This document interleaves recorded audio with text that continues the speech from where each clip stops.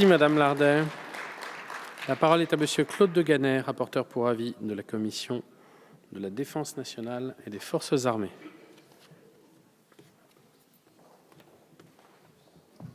Bonsoir.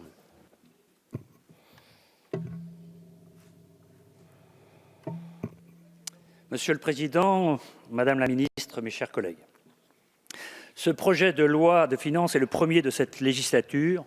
Autrement dit, c'est le moment de traduire en actes les promesses de campagne. Vous nous présentez un budget en hausse d'1,8 milliard d'euros, une augmentation que vous qualifiez d'historique et qui mérite effectivement d'être saluée. Avec ses 32,4 milliards d'euros, la France rompt avec des années de coupe sombre dans le budget de la défense. C'est heureux, mais cela permettra tout juste de temporiser. Prenons par exemple les ressources affectées à la politique immobilière. Elles augmenteront de 404 millions d'euros en 2018, soit 30% des crédits de paiement supplémentaires. C'est très bien. La majeure partie de cette hausse, 333 millions d'euros, sera consacrée à la rénovation du patrimoine immobilier des armées pour améliorer les conditions de vie des soldats. C'est encore mieux. Mais cela couvrira seulement les besoins les plus urgents. L'estimation des besoins de rénovation du patrimoine immobilier des armées à 6 ans est en effet passée de 79 millions d'euros en 2014 à près de 2,5 milliards d'euros en 2017. C'est ce qui arrive lorsqu'on est contraint de reporter sans cesse des rénovations pour faire face aux urgences opérationnelles. Les petites avaries sans gravité finissent par s'accumuler, la situation devient critique et le coût des travaux augmente de manière exponentielle. Madame la Ministre, je suis désolé de vous le dire, vous allez payer très cher la gestion court-termiste de vos prédécesseurs. Certains bâtiments tombent en ruine.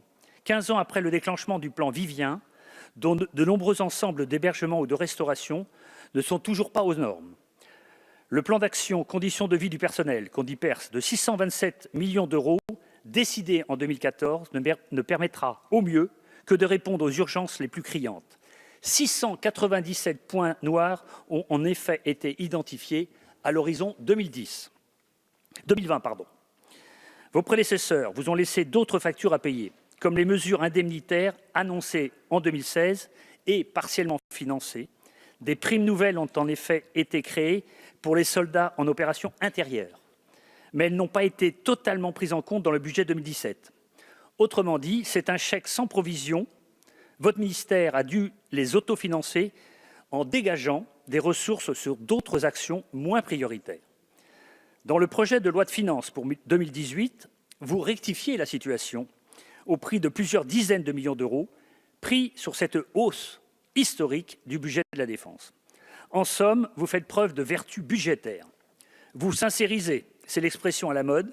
Cela signifie que des dépenses longtemps sous-évaluées sont revalorisées dans le projet de loi de finances. On arrête la cavalerie. On cesse de se mentir sur les recettes exceptionnelles, les dépenses d'indemnisation chômage, les surcoûts au titre des opérations extérieures.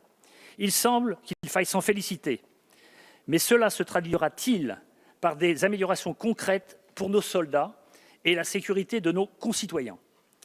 Prenons la provision au titre des surcoûts des opérations extérieures.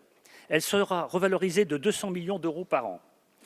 En 2018, elle passera ainsi de 450 à 650 millions d'euros, mais nous restons très loin, bien loin de ce qu'elle coûte en réalité aujourd'hui, près d'1,5 milliard d'euros. La sincérisation de ce poste budgétaire est donc toute relative, ce qui laisse intacte l'épée de Damoclès au-dessus des autres programmes de la mission défense, sans parler des programmes des autres ministères.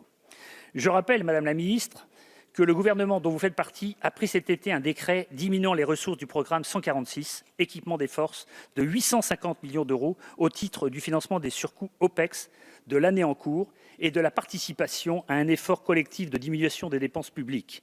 Ce décret contrevint de manière flagrante à la lettre comme à l'esprit de l'article 4 de la loi de programmation militaire 2014-2019 qui prévoyait justement une prise en charge des surcoûts OPEX en interministériel.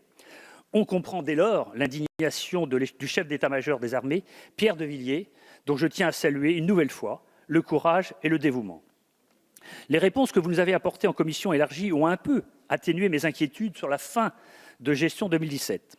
Vous semblez confiante dans la capacité de votre ministère à obtenir une prise en charge interministérielle du reste des surcoûts OPEX, conformément à l'article 4 de la LPM.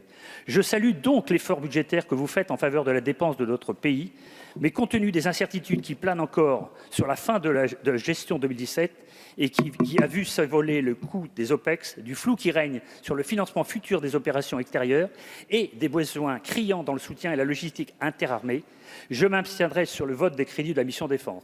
Je serai vigilant quant aux moyens qui seront effectivement dévolus au soutien de la prochaine loi de programmation militaire et dans les prochaines lois de finances. Et comme je l'ai fait dans mon rapport pour avis cette année sur le thème de la reconversion, je ferai des propositions concrètes pour améliorer la condition des personnels qui travaillent au service de la défense. Compte tenu de leur engagement à tous, civils et militaires, je crois qu'il s'agit là d'un devoir moral que je remplirai de mon mieux. Je vous remercie.